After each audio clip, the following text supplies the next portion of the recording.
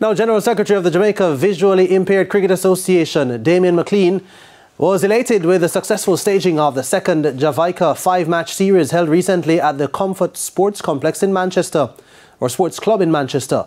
Gregor's 11 were crowned champions after winning their last and deciding match against Jason's 11 by 26 runs to snatch the series 3-2. Gregor's team won the toss and elected to bat in the contest, reduced from 20 to 12 overs per side due to a wet pitch caused by overnight rain.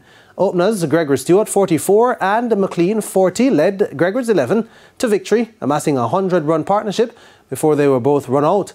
Jason's 11 was never in the hunt and could only muster 86 for 8 by the end of their 12 overs. Jason Ricketts top scored with 20 not out. McLean, the General Secretary, and losing captain Jason Ricketts both spoke of the importance of the event to the players.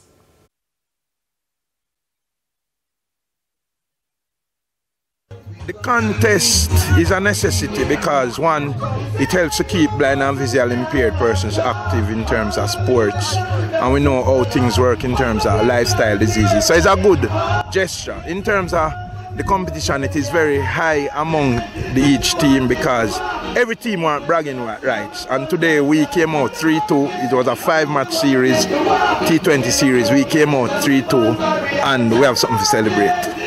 This is one of the few avenues in which blind and visually impaired persons can represent them countries through sport. This is one of the easier routes, and I'm sure a lot of them, trust me, even throughout the year they were looking forward to this.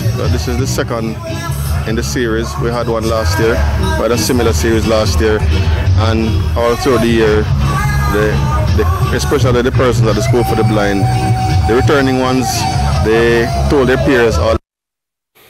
The matches were geared towards reintegrating visually impaired persons back into the sporting fraternity.